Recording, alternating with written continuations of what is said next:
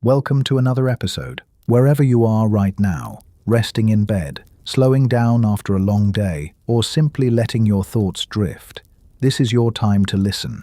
If you'd like, share in the comments where you're listening from and what time it is there. I love imagining these quiet moments connecting us across the world. And if you'd like to return for more journeys like this, I invite you to subscribe, so you'll always have a place to come back to. Tonight, we're going to explore the far edge of cold, not just the winter chill in the air or the frost that forms on a window pane, but the ultimate limit, the coldest temperature the universe allows, a place called absolute zero. The path to it is a slow one. It begins in the workshops of the 17th century, with glass tubes, air pumps, and the first thermometers. It winds through centuries of science and imagination, Boyle, Amontons, Kelvin, Onnes, names etched into the history of cold. And it leads finally into modern laboratories, where atoms are slowed until they almost stop. Almost, but never completely. So let's settle in together and drift into the story of absolute zero, the story of the coldest place we can never quite reach. Cold has always been our silent adversary. From the first humans who learned to kindle fire in caves, to families today gathering around radiators and stoves in winter, warmth has meant life. Without it, flesh stiffens, breath falters, crops die. Fire was among our first triumphs, and we cherished it not just for its light and energy, but for the barrier it placed between us and the merciless chill of the world. And yet, even as we clung to warmth, our curiosity wandered in the opposite direction. If heat could be summoned and mastered, could cold be captured as well? Could the absence of fire be shaped, measured, and eventually tamed? Cold is elusive. It has no flame, no crackle, no radiance. It announces itself only in what it takes away. The sting of frost on skin, the shiver in bone, the way water stiffens into ice or flame dies into smoke. For much of history, people thought of cold as a kind of presence, a substance of its own. Philosophers in Greece described it as a primal quality of matter, a fundamental property just like heat or moisture. Others saw it as an evil spirit, a creeping force that strangled life when warmth withdrew. For all its invisibility, cold had a hold on the imagination. By the early 17th century, in the courts of Europe, inventors and natural philosophers began to ask whether cold might be summoned artificially, not just endured in winter or discovered in mountain air, but created in front of witnesses. One of the first to attempt this was Cornelis Drebbel, a Dutch inventor with a flair for spectacle. Drebbel was no ordinary tinkerer. He designed fountains, perfected optical lenses, experimented with alchemy, and even built what some call the first working submarine. But perhaps his most theatrical feat came in the hot summers of London, where King James I and his courtiers gathered to watch him summon winter indoors. Accounts tell us that Drebbel mixed chemicals, most likely water with potassium nitrate or saltpeter, to produce an endothermic reaction. Heat was drawn inward, leaving its surroundings cooler. In crowded chambers at court, where air was heavy and stifling, people gasped to see frost form on glass, to feel a sudden sharpness in the air. In an age without electricity or refrigeration, the very idea that one could manufacture cold seemed like sorcery. Of course, Drebbel's demonstration was more performance than science. He did not measure degrees or probe theories. He simply astonished. Yet in that astonishment was the seed of an idea. Cold was not simply a gift of nature, but something humans could pursue and control. If Drebbel had provided the spectacle, Robert Boyle supplied the rigor. Born in 1627 to an Irish aristocratic family, Boyle was one of the great figures of the scientific revolution. Together with his assistant Robert Hooke, he constructed what was known as a pneumatic engine, an early air pump capable of drawing air out of a sealed container. With it, Boyle began a series of experiments that revealed the hidden properties of the invisible atmosphere surrounding us. Inside his evacuated chambers, flames sputtered out, unable to burn. Small animals, placed inside in grim demonstrations, gasped and died, showing that air was vital for life. Liquids boiled more easily when pressure fell, suggesting that heat, pressure, and boiling point were deeply connected. Boyle was meticulous, describing his results in New Experiments Physico-Mechanical, Touching the Spring of the Air, a book that laid the foundations for modern chemistry and physics.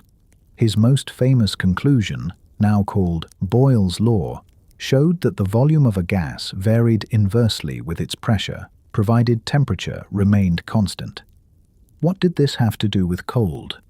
In truth, nearly everything. By demonstrating that boiling and freezing were not fixed, but shifted with changes in pressure, Boyle revealed that temperature was not simply an environmental condition, but part of a set of interlocking physical laws. Cold, in other words, could be manipulated. He and Hooke, studying frost and snow, even sketched ice crystals under a microscope, marveling at their repeating six-fold symmetry. To them, cold was not only absence, it was order, geometry, nature arranging itself into precise patterns as motion slowed. As Boyle's work spread, others followed. In France, at the turn of the 18th century, a physicist and inventor named Guillaume Amontons took interest in gases and their behavior under heat. Amontons had been partly deaf from youth and later lost nearly all hearing, yet his disability did nothing to blunt his curiosity. He built barometers, hygrometers, and thermometers, trying to capture the unseen workings of the world in precise instruments. In 1702, he described a thermometer that relied on the pressure of a gas sealed in a container. As the temperature rose, the pressure increased. As it fell, the pressure decreased. By tracking these changes against columns of mercury, Amontons could measure heat with greater consistency than many of his contemporaries. But it was in extrapolating his results that Amontons glimpsed something extraordinary. If gas pressure fell with temperature, and one extended this line downward, there came a point where pressure would vanish altogether. The gas, in effect, would lose its energy entirely. He proposed that this was the coldest possible temperature, a boundary beyond which nature itself could not go. In hindsight, this was a leap of genius. Amontons had no atomic theory, no kinetic model of molecules in motion. He could not know that heat was the random jostling of particles, nor that cooling meant slowing those particles down. Yet he had reached a startlingly accurate intuition, that there was a limit to cold, a point where the descent ended. Today, we call that point absolute zero, the floor of the Kelvin scale, the place where atoms are as still as quantum laws allow. Amontons could not name it, but he had seen its shadow. To speak meaningfully of such limits, though, the scientific world needed a shared language. Early thermometers were crude and inconsistent, filled with different liquids, built to different standards. One craftsman's instrument might read 30 degrees where another read 50. To compare experiments across cities and decades, researchers needed a universal scale. In the early 18th century, a young physicist and instrument maker named Daniel Gabriel Fahrenheit took up the challenge. Born in Gdansk in 1686, he traveled through Europe, eventually settling in the Netherlands, where his skills with glass and metals earned him a reputation. In 1724, he introduced a new kind of thermometer, one filled with mercury instead of alcohol or water. Mercury expanded uniformly with temperature and did not freeze until much colder than water, making it ideal for a wide range of measurements. Fahrenheit anchored his scale on 3 points: 0 degrees for a freezing brine solution, 32 for the freezing point of pure water, and 96 for what he measured as the average human body temperature. Later refinements adjusted the upper point to 98.6, but the system endured. For the first time, scientists could carry thermometers that, though handmade, gave results nearly identical to one another. Just 2 decades later, Anders Celsius, an astronomer in Uppsala, Sweden, offered an alternative. His scale was simpler, elegant in its logic. Water froze at 0, boiled at 100, with the interval divided neatly into 100 degrees. Though Celsius originally set boiling at 0 and freezing at 100, his colleagues soon inverted it. The clarity of his system made it the preferred choice across much of Europe, while Fahrenheit's scale lingered in Britain and its colonies. With these scales, cold became something far more than a sensation. It became a number. A bitter night in Stockholm might be -20. A frost in London could be measured, compared, recorded, and remembered. Cold was no longer purely a matter of description or metaphor. It could be charted on a line, shared across nations, stored in data. The effect was profound. For centuries, cold had been the enemy, the force against which humanity defended itself. Now it was an object of study, a phenomenon to be chased downward through degrees, toward the unknown frontier that Amontons had imagined. To measure it was to invite the question, how far can we go? If fire could burn endlessly hotter, could cold fall endlessly deeper? Or would the line of numbers eventually meet a wall, a final barrier where the dance of particles ceased? By the middle of the 18th century, the stage was set. Drebbel had shown that cold could be manufactured. Boyle had proved that it obeyed laws of pressure and volume. Amontons had dared to suggest a bottom to the scale. Fahrenheit and Celsius had given the world a common language to mark its descent. Behind these achievements lay not just the mechanics of air and mercury, but a shift in imagination. Cold was no longer the absence of heat. It was a mystery, a frontier, a destination in itself. And humanity, restless and curious, had only begun its march toward the limits of the coldest place the universe allows. By the 18th century, temperature had become something measurable, not just felt. With mercury thermometers in hand and scales to compare results, scientists could begin to think about heat and cold in terms of laws rather than sensations. Yet what those laws truly described remained a matter of debate. Was heat a substance, a kind of invisible fluid that flowed from hot to cold, or was it something more abstract, a form of motion hidden beneath matter's surface? The path to absolute zero wound through this uncertainty, carried by instruments, experiments, and the imaginations of those who dared to redefine what cold really was. Daniel Gabriel Fahrenheit's mercury thermometers were already reshaping how scientists and physicians worked. Mercury was far superior to alcohol or water because it expanded evenly and responded swiftly to changes. With a narrow glass capillary tube, even tiny changes became visible. By the 1730s, laboratories and medical practices alike relied on mercury thermometers to measure the invisible with precision. What had once been a vague description, a fever as burning or slight, now had a number attached. The thermometer turned heat and cold into data. Anders Celsius in Sweden carried the work further by proposing his centigrade scale in 1742. It was not only practical but elegant. 2 clear points, freezing and boiling, divided into 100 equal steps. It fit the Enlightenment desire for order and universality, making natural phenomena legible in clean mathematical lines. With Celsius's reform, temperature became a universal language. A boiling pot in Paris matched one in Berlin. A freezing river in Stockholm matched one in London. Cold was no longer local, it was global. But even with scales and instruments, the nature of heat itself remained mysterious. Many scientists in the 18th century believed in the caloric theory, the idea that heat was a subtle, weightless fluid called caloric that flowed from one body to another. Antoine Lavoisier, the great French chemist, was one of its chief advocates.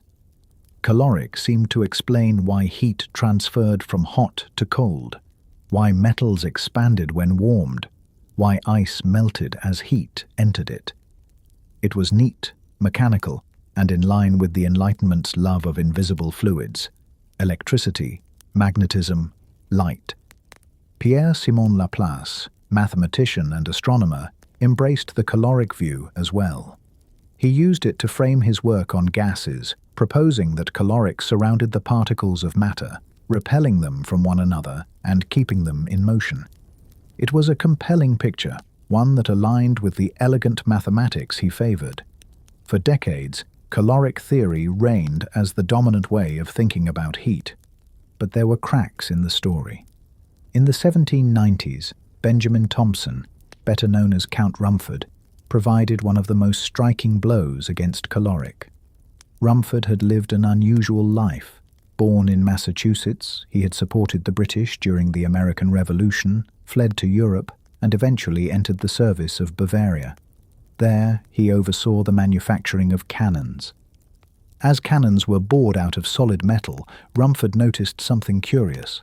The boring process produced tremendous amounts of heat, so much so that water poured over the drill could be made to boil. Yet the drill was not consumed, nor did it seem to supply a finite store of heat fluid. The more the boring continued, the more heat was generated. If heat were truly a material substance, caloric, where did it all come from?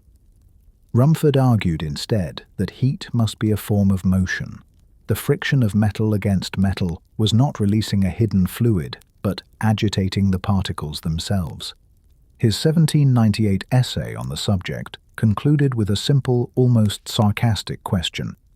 Anything which any insulated body or system of bodies can continue to furnish without limitation cannot possibly be a material substance. And it appears to me to be extremely difficult, if not quite impossible, to form any distinct idea of anything, capable of being excited and communicated in the manner the heat was excited and communicated in these experiments, except it be motion. Rumford's cannon experiment was devastating for the caloric model. If heat was motion, then cold was not the presence of some other substance, but the slowing down of that motion. And if motion could, in principle, be slowed to a halt, then there might exist a temperature at which motion ceased altogether. That idea, which Amontons had glimpsed by extrapolating gas laws, now had experimental weight. Still, caloric did not vanish overnight. It persisted well into the early 19th century, taught in textbooks and defended by prestigious scientists. It was neat, intuitive, and it worked well enough for many problems. But beneath the surface, a new conception of heat was gathering force, one rooted in mechanics, energy, and motion. In the 1820s and 1830s, engineers and scientists began to consider engines, those roaring machines of the Industrial Revolution, as systems that transformed heat into work. Sadi Carnot, a French engineer, analyzed the efficiency of steam engines in 1824, arguing that their limits depended not on the material of the machine, but on the temperatures between which they operated. His work hinted that temperature was deeply tied to energy conversion, foreshadowing the laws of thermodynamics. Meanwhile, James Prescott Joule in England in the 1840s performed painstaking experiments to measure the mechanical equivalent of heat. By stirring water with paddles connected to falling weights, he showed that mechanical work could be converted directly into heat. This confirmed Rumford's intuition. Heat was not a substance, but a form of energy. Into this evolving landscape stepped William Thomson, later Lord Kelvin. Born in 1824 in Belfast, Thomson was a brilliant mathematician and physicist who, while still in his 20s, turned his attention to the foundations of thermodynamics.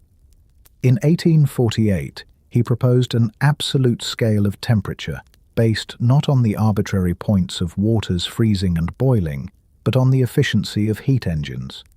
On this scale, 0 was not simply the freezing of a liquid, but the point at which no engine could extract work, the place where all thermal motion would cease. Thomson called this lower bound absolute 0. It was more than a number. It was a concept that redefined cold itself. Where Amontons had speculated, Kelvin provided the framework. Absolute zero on his scale lay at negative 273.15 degrees Celsius. It was unreachable in practice but essential in theory, a foundation for understanding all physical processes. With it, cold became not just a sensation, not even just a measurable degree, but a fundamental limit of the universe. The journey to this idea had been centuries in the making. From Drebbel's courtly tricks, to Boyle's air pump, to Amontons' intuition, to Rumford's cannons, to Joule's paddles, the path had wound steadily downward. Each step stripped away old notions, that cold was a substance, that heat was a fluid, that temperature was arbitrary. What remained was a picture of nature as motion, of particles jostling and colliding, and of a scale that ended at stillness. And yet even here there was mystery. Could motion truly stop? Could atoms ever rest? Or would some deeper principle forbid it? The 19th century was beginning to ask these questions, and the answers would only grow stranger as physics pressed further into the territory of absolute zero. By the dawn of the 19th century, the Industrial Revolution had transformed landscapes across Europe. Steam engines thumped and hissed in factories and mines, railways began to cut across countryside, and coal smoke thickened the air over cities.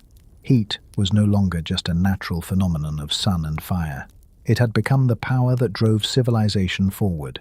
Yet precisely how this power worked, and why engines could do work at all, remained obscure. The old caloric theory still lingered, but cracks were showing. Heat was not a fluid to be poured.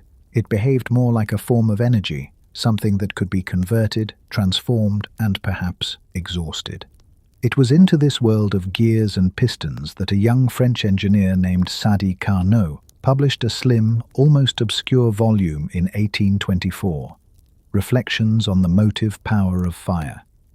Carnot was the son of Lazare Carnot, a general of the French Revolution known as the organizer of victory. Raised in a culture of mathematics and engineering, the younger Carnot turned his attention to engines, fascinated by their ability to turn fire into work. His book was not widely read at first, but in retrospect it was revolutionary. Carnot asked, "What determines the maximum efficiency of a heat engine? Why can no machine ever convert all its heat into work without waste?" His analysis led to an elegant answer. The efficiency of an engine depends not on the substance inside it, not on steam or gas, not on iron or brass, but on the difference between two temperatures. Just as a water wheel can only turn if water falls from one height to another, a heat engine can only produce work if heat falls from a higher temperature to a lower one. This was a profound shift. Heat was no longer a substance leaking away. It was a difference, a gradient that could be harnessed. Carnot compared it to a river flowing downhill, always seeking balance. No matter how perfect the machine, no engine could ever run without waste, because there was no way to eliminate the downward flow. His insights laid the foundation for what would later become the second law of thermodynamics, the principle that entropy always increases, that energy disperses, that there is no free lunch in the universe. Carnot died young, at the age of 36, from cholera, never knowing how influential his work would become. Yet his reflections became the seed from which the science of thermodynamics would grow. As engineers refined engines, physicists refined their theories. By the mid-19th century, another leap was taking place, one that would transform the very meaning of temperature. A Scottish physicist named James Clerk Maxwell and an Austrian physicist named Ludwig Boltzmann began to treat heat not as an abstract form of energy, but as the collective motion of countless particles. This idea had roots in earlier speculations. Rumford's cannon boring experiment suggested that friction produced heat by stirring particles. Dalton's atomic theory in the early 1800s proposed that matter was composed of indivisible atoms. But it was Maxwell and Boltzmann who wove these threads into a coherent picture. Maxwell, known also for his work on electromagnetism, turned his mathematical genius to gases. He imagined gas molecules as tiny billiard balls, flying about and colliding in all directions. From this, he derived the famous Maxwell-Boltzmann distribution, a curve showing how the speeds of molecules in a gas are spread out, with most near an average speed and fewer moving very fast or very slow. This statistical approach allowed scientists to predict the behavior of gases not by tracking each particle, but by understanding their collective dance. Boltzmann, with fierce energy and deep imagination, built further. He argued that entropy, the measure of disorder, was a statistical property, reflecting the number of ways particles could arrange themselves. His equations connected microscopic motion with macroscopic laws, tying together the chaos of atoms with the smooth inevitability of thermodynamics. In this picture, temperature gained a new meaning. No longer just a number on a scale, it was the average kinetic energy of atoms in motion. To heat a substance was to make its atoms jiggle faster. To cool it was to slow them down. This view gave clarity to Amontons' old speculation. If one could slow the atoms further and further, the temperature would fall. And if the motion could be stopped entirely, temperature would reach its absolute minimum. At that point, at absolute zero, atoms would no longer move at all. The concept of absolute zero was given formal shape in 1848 by William Thomson, later Lord Kelvin. Born in Belfast in 1824, Thomson showed brilliance early, entering the University of Glasgow at the age of 10. His mathematical skill and passion for physics soon made him one of the most prominent scientists of his age. Thomson was struck by Carnot's work and the growing understanding of heat as energy. In his 1848 paper on an absolute thermometric scale, he proposed a radical idea: to define temperature not by arbitrary points like freezing or boiling water, but by the fundamental laws of thermodynamics. He envisioned a scale that would start at an absolute zero, the point at which a perfect engine could extract no more work, because no motion remained to be harnessed. This was a profound moment. For the first time, cold had a final boundary, a number that was not arbitrary, but embedded in the laws of nature. On this absolute scale, each degree represented the same increment of energy, not just a conventional step. Zero on the Kelvin scale was minus 273.15 on the Celsius scale, the place where molecular motion, in theory, ceased. Kelvin's scale redefined what it meant to measure temperature. It was no longer tied to water or mercury, but to the very structure of the universe.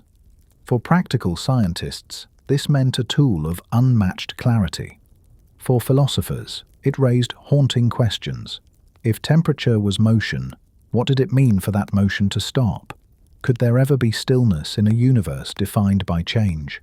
Could time itself continue if all particles were frozen in absolute immobility? The idea that heat was motion and temperature, its measure, was transformative. It unified countless observations: why gases expanded, why pressure fell with cooling, why friction generated warmth, why no engine could be perfectly efficient. It showed that behind every sensation of warmth and cold was the invisible ballet of atoms and molecules, rushing, colliding, vibrating. And it placed at the very bottom of that ballet a stillness that could never quite be reached, but toward which experiments could forever descend. By the middle of the 19th century, the pursuit of cold had become not just an experimental curiosity, but a philosophical journey into the nature of matter. Each improvement in pumps, thermometers, and cooling techniques brought humanity closer to that bottom rung of the ladder. And each step made clearer that absolute zero was not just another number, but the ultimate horizon of temperature, the limit where motion itself dissolved into silence. The century that followed would be filled with attempts to chase that silence, to liquefy gases, to reach colder and colder temperatures, to test the boundaries of motion itself. But the foundation had been laid. Carnot had revealed the logic of heat engines, Maxwell and Boltzmann had given temperature meaning as atomic motion, and Kelvin had given the coldest place in the universe a name and a number.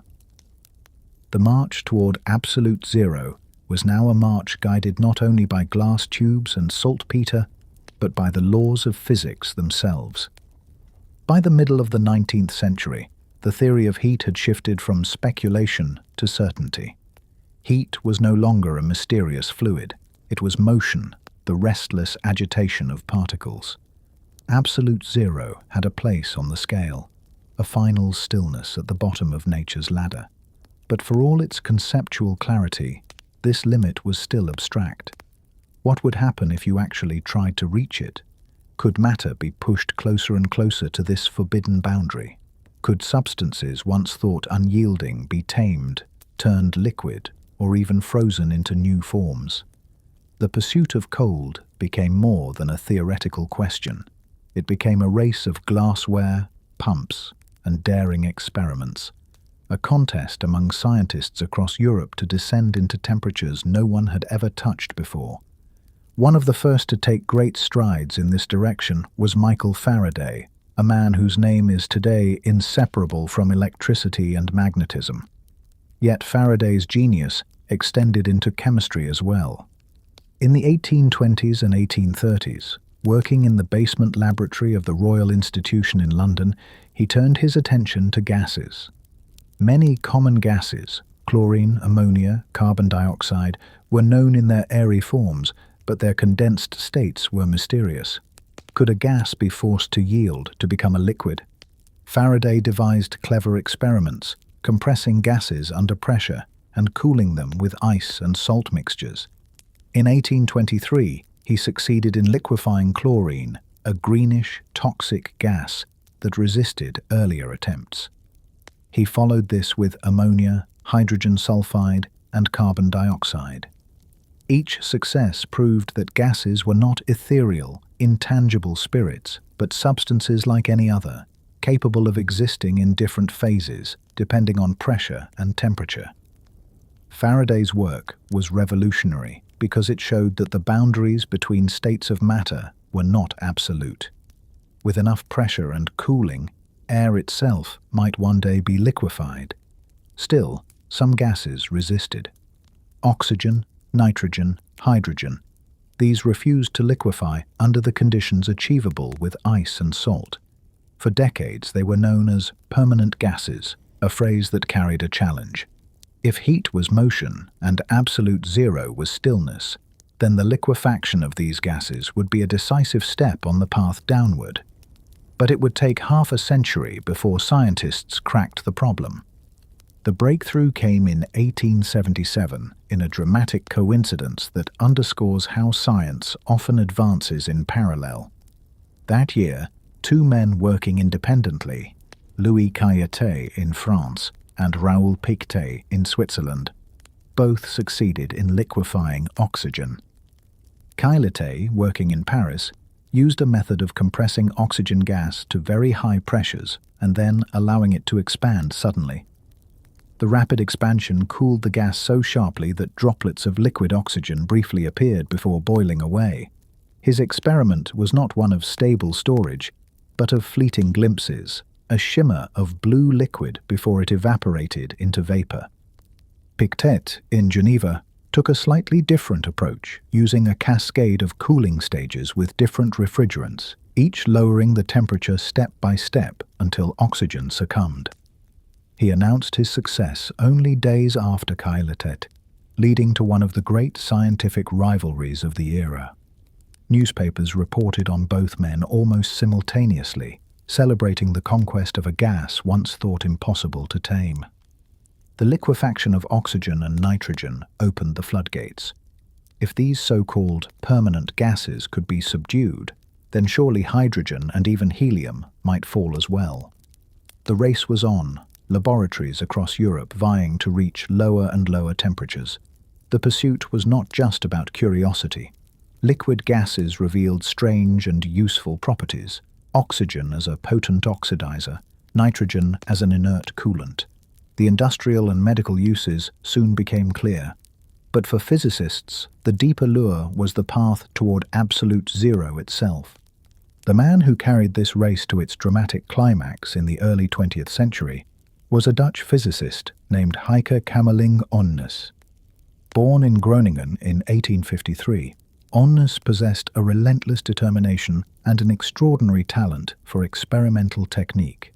He established his laboratory at Leiden University, building what he called a cold factory, a place where temperatures were driven downward with relentless persistence. Onnes knew that to reach the coldest regimes, he would need helium, the lightest of the noble gases. Discovered in the solar spectrum in 1868 and isolated on Earth only in 1895, helium was notoriously difficult to handle. It resisted liquefaction more stubbornly than any other gas. Many believed it might never yield, but Onnes designed massive apparatus, compressors, pumps, insulated vessels, all dedicated to the singular goal of pushing helium to the brink. On July 10, 1908, after years of preparation, he succeeded. Helium, under immense pressure and cooling, condensed into a liquid at just above 4 Kelvin, a few degrees above absolute zero. It was a triumph without precedent. Onnes had reached the lowest temperatures ever achieved by humankind, opening a new world of physics. The victory brought more than acclaim, it brought discovery. With liquid helium as a tool, Onnes began to test the properties of materials at these extraordinary temperatures. One experiment in 1911, seemingly routine, would change physics forever. He passed an electric current through a sample of mercury cooled in liquid helium.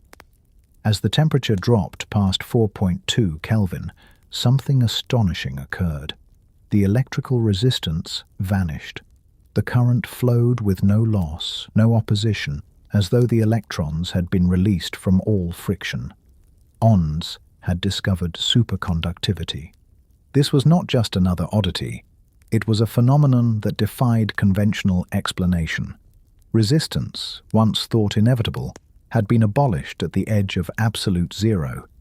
It revealed that matter could behave in entirely new ways in the coldest realms, where the normal jostling of atoms fell silent and collective quantum effects took over. The discovery earned Onnes the Nobel Prize in 1913 and cemented his reputation as the master of cold. The late 19th and early 20th centuries thus became an era of dramatic descent. Faraday's liquefied gases had begun the story. Cailletet and Pictet had conquered oxygen and nitrogen, and Onnes had at last subdued helium, reaching the very threshold of stillness. Each achievement was both technical and philosophical. Technical because it required immense ingenuity in pumps, compressors, and insulation. Philosophical because each step closer to absolute zero revealed something new about the universe. Cold was not simply the absence of heat. It was a doorway into hidden properties of matter, into states and behaviors that could not be seen at warmer levels. The race for colder and colder temperatures was not only about record-breaking numbers. It was also about the surprises that waited in the deep freeze. Superconductivity was one such surprise. Others would follow. Superfluidity, Bose-Einstein condensation, phenomena that redefined what matter could be when motion slowed to a crawl. But already by 1911, it was clear. The closer one came to absolute zero, the stranger and more wondrous the world became. This pursuit was, in a sense, an inversion of humanity's oldest struggle. For millennia, people had fought against cold, seeking warmth in fire, in shelters, in clothing. But in the laboratories of Faraday, Cailletet, Pictet, and Onnes, cold was not an enemy. It was a frontier, a mystery, a limit that beckoned with both danger and discovery. Each degree lost was a step further into nature's hidden architecture. Each drop in temperature peeled back a layer of the familiar, exposing the extraordinary beneath. And as the 20th century began, it was clear that absolute zero, once an abstract idea, had become a tangible horizon. Not reachable, never touchable, but closer than ever imagined. Humanity had built machines that could push atoms into near stillness, and in that stillness, the universe revealed secrets no one had expected. By the early 20th century, the conquest of cold had already yielded marvels. Helium, the most stubborn of the gases, had been liquefied. Mercury had lost its resistance, flowing with current forever in the strange world of superconductivity. The very act of chilling matter had revealed hidden properties, as though nature reserved its deepest secrets for those who ventured furthest down the thermometer. Yet scientists sensed that these achievements were only the beginning. If such wonders appeared at a few degrees above absolute zero, what unimaginable discoveries might await if one could go even closer? The question was both practical and philosophical. The challenge was how. Liquefied gases had brought humanity into the realm of a few Kelvin, but they could not push further. The closer one drew to absolute zero, the more resistant matter became, as though nature itself guarded the final frontier with increasing ferocity. It required new methods, new strategies to wring the last bits of energy from atoms. One of the first breakthroughs came in the 1930s with the idea of magnetic cooling, a technique that sounds almost paradoxical. How could magnetism, that invisible tug of iron toward a compass needle, be turned into a way of chilling matter? The principle rested on the alignment of atomic magnets, or spins. In many materials, each atom acts like a tiny bar magnet with a north and south pole. When placed in a strong magnetic field, these spins align, just as iron filings align along the lines of a bar magnet. This alignment represents order, and order means less entropy. If the field is then reduced while the system is carefully insulated from outside energy, the spins become disordered again, absorbing energy from their surroundings. The result is a dramatic cooling effect. This technique, called adiabatic demagnetization, could bring substances to millikelvin temperatures, thousandths of a degree above absolute zero. For decades, adiabatic demagnetization was the gateway into ultra-cold physics. Laboratories became filled with massive electromagnets, vacuum chambers, and intricate cryostats, machines designed like nesting dolls, each layer insulating the next from heat. Temperatures plunged lower than ever before, yet even this method had limits. To go further required something subtler, a way to exploit the very quantum nature of matter. The 1950s and 1960s brought another invention, the dilution refrigerator. It relied on helium, but not in the simple liquid form discovered by Camille Onnes. Instead, it used the curious properties of helium isotopes, helium-3 and helium-4. When these two isotopes are mixed at very low temperatures, something remarkable happens. They separate into two phases, one rich in helium-3 and the other rich in helium-4. As helium-3 atoms cross from one phase to the other, they absorb heat, effectively cooling the system further. By exploiting this subtle thermodynamic trick, scientists could push down into the micro-Kelvin regime, millionths of a degree above absolute zero. These techniques, magnetic cooling, dilution refrigeration, represented the heavy machinery of low-temperature physics, massive and elaborate, filling entire laboratories. But as the century progressed, a new approach emerged, one that seemed almost magical in its elegance. Instead of relying on bulk materials and giant magnets, why not use light itself to slow atoms down? It may sound impossible. Light, after all, carries energy. Shine it on something and it warms. Yet, under the strange rules of quantum mechanics, light can also do the opposite. When a photon strikes an atom, it transfers momentum. If the photon is carefully tuned to the right frequency, and if beams are arranged from multiple directions, atoms can be nudged in such a way that their motion slows. This is the essence of laser cooling.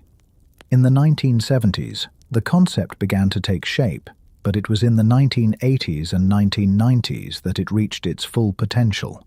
Stephen Chu at Stanford University, Claude Cohen-Tanuji in Paris, and William Phillips at the National Institute of Standards and Technology in the United States developed techniques that trapped atoms in intersecting beams of laser light.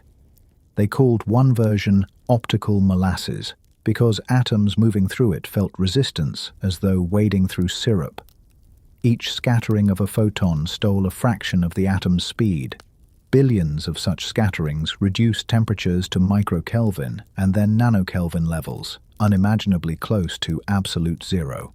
The work was so groundbreaking that Chu, Cohen-Tanuji, and Phillips were awarded the Nobel Prize in Physics in 1997. Their experiments had opened an entirely new frontier. For the first time, individual atoms could be corralled, slowed, and observed at temperatures where their quantum nature emerged clearly. The race for cold had shifted from heavy pumps and refrigerators to beams of light and delicate manipulation. As the 1990s progressed, the achievements mounted. Using combinations of laser cooling and magnetic traps, physicists could now cool atoms to billionths of a degree above absolute zero. These were not just record-breaking numbers. They were conditions where predictions made decades earlier could finally be tested. In 1924, Albert Einstein and the Indian physicist Satyendra Nath Bose had predicted a bizarre new state of matter. If atoms were cooled to sufficiently low temperatures, and if they were bosons, particles that could share quantum states, they would condense into a single quantum wave behaving as one enormous atom. This state, called a Bose-Einstein condensate, had remained purely theoretical, tantalizing, but unreachable. In 1995, in a lab at the University of Colorado, physicists Eric Cornell and Carl Wieman finally brought this prediction to life. Using laser cooling and a magnetic trap, they cooled a cloud of rubidium atoms to less than 200 nanokelvins. As the temperature dropped, the atoms' individual identities seemed to blur. They collapsed into a single coherent state, their wave functions overlapping until they became one. The Bose-Einstein condensate had been created. It was a moment of wonder. Photographs of the condensate showed a sharp, glowing peak, where once there had been only a diffuse cloud of atoms. The atoms were no longer many, but one. It was as though matter itself had stepped into a different mode of being, a collective identity born of near stillness. The Nobel Prize followed in 2001, awarded to Cornell, Wieman, and Wolfgang Ketteler of MIT, who had extended the work further. This achievement did more than confirm a 70-year-old prediction. It demonstrated that entirely new states of matter awaited discovery in the realm near absolute zero. Just as superconductivity had emerged when mercury was plunged into helium, the Bose-Einstein condensate revealed that cold was not merely the slowing of motion, but the opening of new doors in physics. The closer one approached zero, the more the familiar rules dissolved, and the more the strange rules of quantum mechanics took hold. By the end of the 20th century, humanity had reached conditions unimaginably close to the absolute limit. Temperatures of a few nanokelvins, billionths of a degree above zero, were achievable in specialized laboratories. Atoms, slowed almost to stillness, displayed behaviors that blurred the lines between particles and waves, between matter and light. Experiments with ultra-cold atoms became one of the most vibrant fields of physics, leading toward quantum simulations, precise atomic clocks, and the early architectures of quantum computers. The pursuit of cold had thus shifted from spectacle to precision, from frost on a window pane to the orchestration of light beams and magnetic fields. What had begun with Cornelis Drebbel cooling a London chamber for a king had culminated in scientists creating entirely new states of matter in sealed labs. And yet the pursuit continued, each new record temperature a step closer to the unreachable horizon. In all of this, a paradox lingered. Absolute zero itself remained forbidden, an asymptote never to be touched. The third law of thermodynamics, formulated in the early 20th century, made it clear no finite number of steps could bring a system fully to zero. There would always be residual motion, always the last trembling of particles that refused to vanish. Yet far from discouraging scientists, this impossibility made the pursuit more alluring. To approach zero was to reveal the universe's deepest structures, to watch matter shed its ordinary clothing and take on new quantum forms. The 20th century, then, was an age when the cold frontier turned from a scientific curiosity into a proving ground of fundamental physics. Adiabatic demagnetization, dilution refrigerators, laser cooling, and Bose-Einstein condensation were milestones not only in technology, but in understanding. They showed that cold is not emptiness, but potential, a place where the familiar dissolves and the extraordinary begins. And as the century closed, humanity had learned to brush against nanokelvin scales, billions of times colder than outer space itself. The story of absolute zero was no longer a story of survival against winter. It had become a story of creation, of new forms of matter conjured at the edge of stillness. And it was a story still unfinished, for the closer we came, the more the cold whispered secrets waiting to be uncovered. The closer scientists drew to absolute zero, the more it seemed like a horizon retreating just out of reach. Each new method of cooling, liquid gases, magnetic tricks, lasers, carried us further down the thermometer, and yet the goal itself remained forever distant. By the early 20th century, this sense of impossibility was no longer just practical. It had been formalized into a law of nature itself.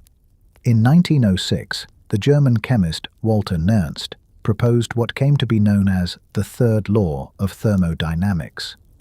The first two laws had already defined the boundaries of energy.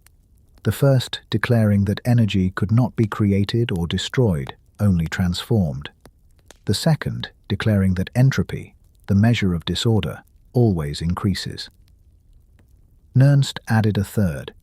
As the temperature of a system approaches absolute zero, the entropy of that system approaches a constant minimum, and the processes needed to reach that state become infinitely slow. Put more simply, you can get close, closer than close, but you can never arrive. Nernst refined this principle over the following years, and by 1912 it was widely accepted. The third law formalized what experimenters were already experiencing in practice. Each degree closer to zero required exponentially greater effort. A salt and ice bath could bring you a few dozen degrees below freezing. Liquid nitrogen dropped you by hundreds. Liquid helium carried you into the single digits above zero. Adiabatic, demagnetization, and dilution refrigerators pushed into the microkelvins, but to move even one fraction further required leaps of ingenuity. The ladder of cooling stretched downward, but the rungs grew farther and farther apart as one descended. It was not a matter of poor engineering or lack of resources. It was a property of the universe itself. Reaching absolute zero would mean extracting every last shred of energy, every last flicker of motion from a system. But every process of extraction itself introduces some disturbance, some exchange, some final residue that cannot be removed. The third law makes this residue unavoidable. The bottom of the scale is there, clearly defined, but forever fenced off. The rise of quantum mechanics in the early 20th century gave this impossibility even deeper meaning. Classical physics might have imagined a system where particles could be brought to a perfect standstill, but quantum theory shattered that picture. According to Heisenberg's uncertainty principle, position and momentum cannot both be known with perfect precision. If a particle's momentum were reduced to zero, its position would become infinitely uncertain, smeared across space. The mathematics forbids absolute stillness. Instead, even at absolute zero, particles retain a minimum amount of motion, a restless trembling known as zero-point energy. This trembling is not just theory, it has tangible consequences. Liquid helium, for example, never freezes under normal pressure, even as it is cooled to the edge of absolute zero. Its atoms continue to move, sliding past one another in a fluid state maintained by zero-point energy. This strange persistence is why helium remains liquid when every other substance would have solidified long before. The idea of zero-point energy reveals a profound truth. The universe cannot tolerate perfect stillness. Even in the deepest cold achievable, even at a billionth of a degree above zero, atoms continue to quiver in their quantum cages. Motion, at some level, is eternal. Philosophically, this has unsettling beauty. Absolute zero is the dream of silence, the fantasy of a cosmos without movement. But if motion truly ceased, would time itself have any meaning? Our entire sense of time arises from change. The ticking of a clock, the decay of a particle, the beating of a heart, the orbit of a planet. Remove all motion, and the very markers of time dissolve. A universe at absolute zero would not only be frozen, it would be timeless. This connection between motion and time was not lost on the pioneers of physics. They recognized that to imagine a world without motion was to imagine the absence of history itself. Time, after all, is measured by the before and after of movement. Without that, what remains? A frozen tableau outside of becoming. Perhaps this is why absolute zero exerts such fascination. It is not only the end of temperature, but the end of change. And yet, the laws of nature are merciful. They deny us this frozen eternity.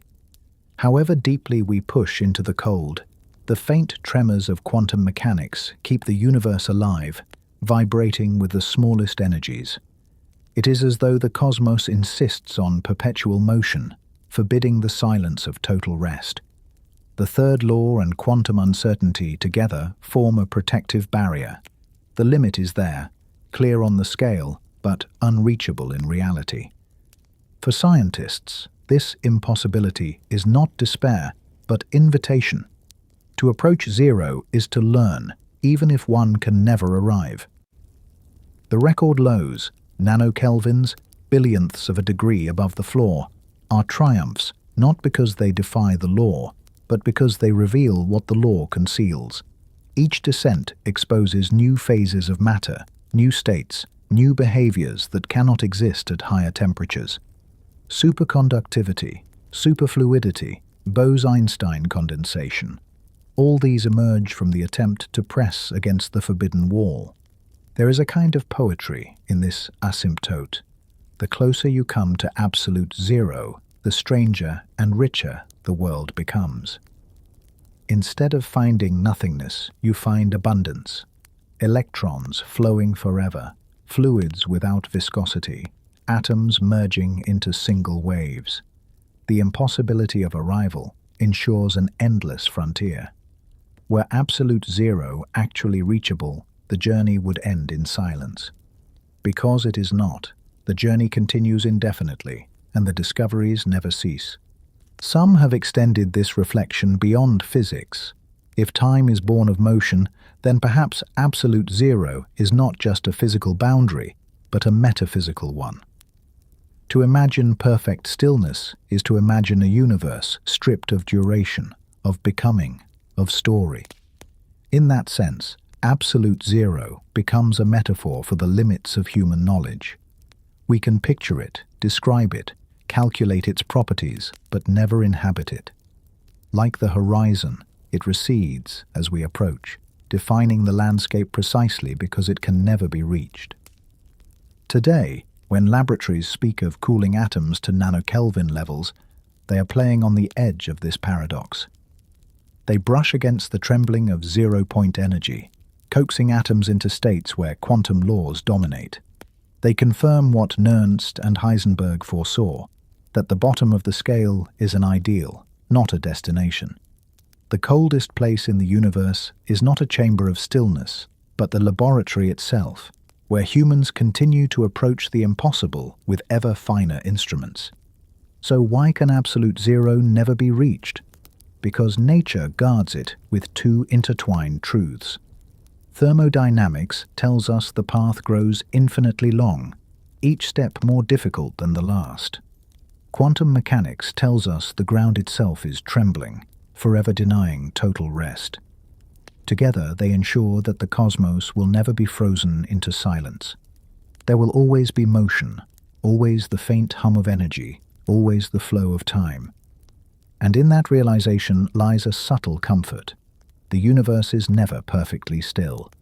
Even in the deepest dark, the coldest void, the quietest corner of space, particles shiver with unseen energy. Motion endures, and with it, the unfolding of time. Absolute zero remains an idea, a mathematical boundary, and perhaps it is better that way.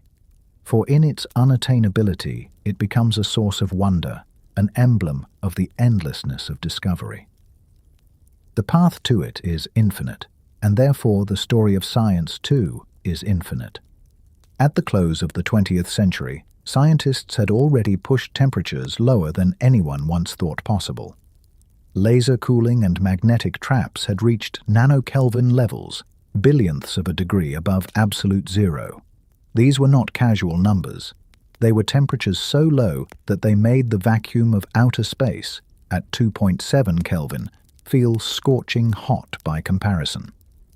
Laboratories on Earth had become the coldest places in the known universe. Current records continue to astonish. In 2019, researchers at the German Space Agency launched an experiment called CAL, the Cold Atom Laboratory, aboard the International Space Station. Free from the tug of Earth's gravity, they cooled clouds of rubidium atoms to just a handful of nanokelvins. Suspended in weightlessness, these atoms floated longer, undisturbed by falling, giving scientists more time to study their behavior. In that microgravity lab, cold reached levels never before achieved on Earth, a reminder that the race toward absolute zero has left the surface of the planet altogether. These achievements are not just curiosities, they have reshaped physics and technology. Superconductors, first discovered by Heike Kamerlingh Onnes in 1911, remain one of the most practical gifts of low-temperature science. In a superconductor, electrons form pairs that move without resistance, gliding effortlessly through a material. Power cables made of such materials could carry electricity with no loss, revolutionizing energy systems. Magnetic levitation, already demonstrated in trains, is another application, exploiting the way superconductors expel magnetic fields to hover above tracks. The deeper into cold researchers push, the more useful these properties become. Superconducting magnets drive particle accelerators like the Large Hadron Collider, bending protons into precise loops. They enable magnetic resonance imaging machines in hospitals, peering into the human body with clarity once unimaginable. Even the exploration of distant planets relies on them, with spacecraft instruments cooled to superconducting states to detect the faintest signals from across the cosmos. Another frontier lies in quantum computing. At ordinary temperatures, atoms and electrons behave like unruly crowds, jostling, colliding, and scrambling any delicate quantum information. But cool them close to absolute zero, and they quiet. Their motions slowed enough that quantum states can persist. Superconducting circuits at millikelvin temperatures form the heart of many experimental quantum computers today. Inside dilution refrigerators the size of closets, fragile qubits are coaxed into coherence, promising machines that could one day outperform any classical computer in solving certain problems. Without cryogenics, the dream of quantum computing would remain only theory. The Bose-Einstein condensate, realized in 1995, continues to be one of the most fertile arenas for discovery. Atoms cooled into this strange state behave as a single quantum wave, visible on macroscopic scales. Researchers manipulate these condensates with lasers and magnetic fields, shaping them into vortices, watching them ripple, collide, and even interfere like light beams.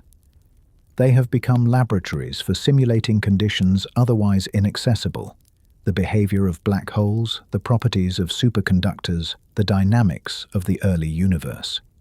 In a sense, by cooling atoms to near stillness, physicists create miniature universes of their own, petri dishes of quantum reality.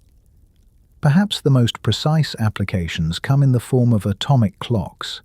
Atoms oscillate at frequencies so stable they make pendulums and quartz crystals look crude by comparison.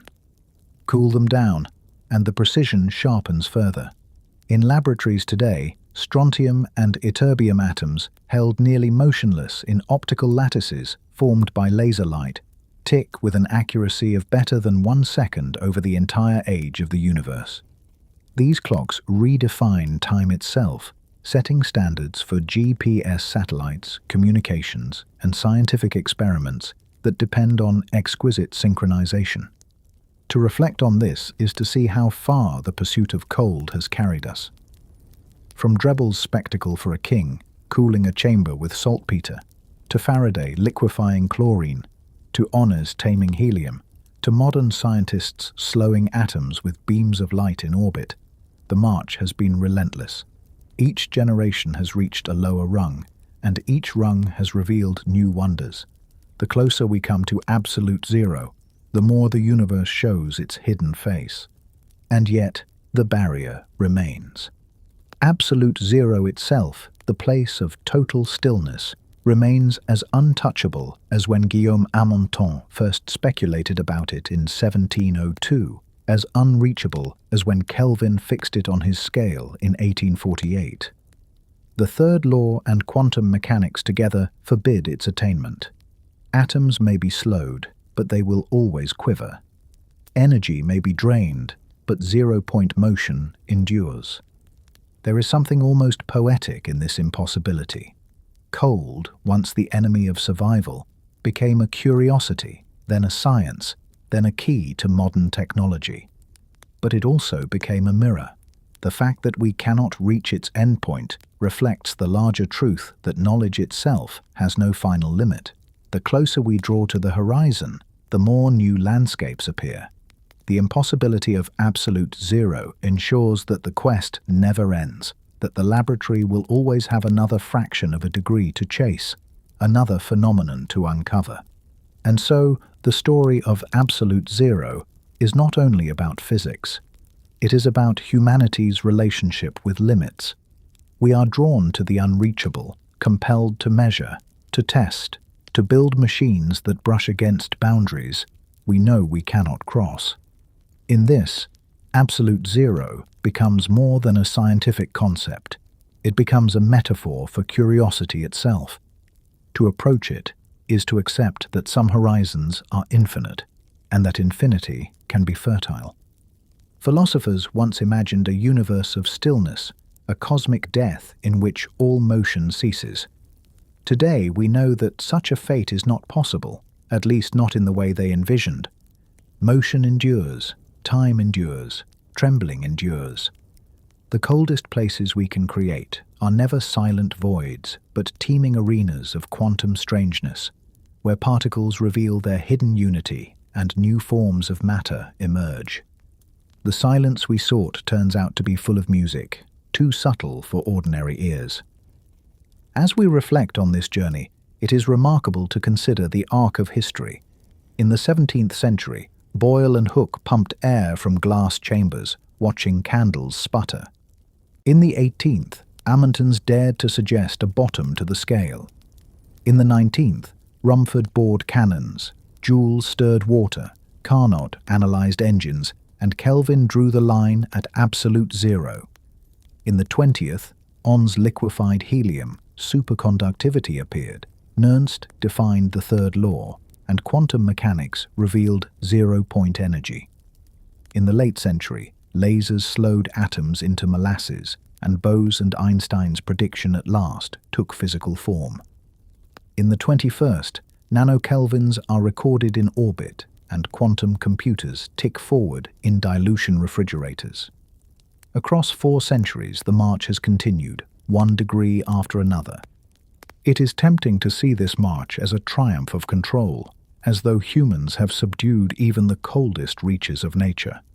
But in truth, it is also a lesson in humility. We have come closer to absolute zero than anyone dreamed possible, and yet it remains beyond reach, its perfection protected by the laws of physics themselves. This humility is part of the wonder. Science thrives not in conquering the infinite, but in learning from the pursuit. And so we arrive at the closing reflection. What does it mean to chase the coldest place in the universe? At one level, it is a practical story of thermometers, pumps, magnets, and lasers. At another, it is a philosophical meditation on limits. And at yet another, it is a poetic reminder that stillness itself is unattainable, that motion is eternal, that time flows even when all else seems frozen. The story of absolute zero is therefore the story of us, restless, curious, forever pressing against horizons. We cannot stop the trembling of atoms, nor would we wish to, for in that trembling lies the unfolding of the cosmos. The closer we get to the coldest place, the more we see into the very heart of reality. And so, our journey into the coldest realms comes to a close. From courtly spectacles with salt and ice, to laboratories orbiting above the Earth, we have followed the slow descent toward the ultimate stillness, the unreachable zero at the bottom of the scale. We have seen how each step downward revealed something new, ice turning to order, gases turning liquid, metals turning superconducting, atoms turning into waves. And though absolute zero remains forever beyond our reach, it is this very impossibility that keeps the story alive. The pursuit of cold is, in the end, the pursuit of knowledge itself.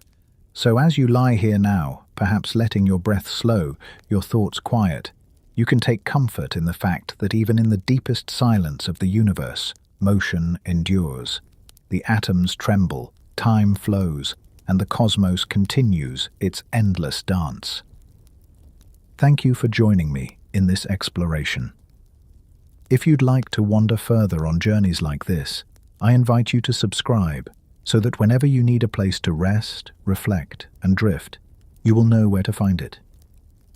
For now, close your eyes, let the weight of the day fall away, and allow yourself to drift gently into rest.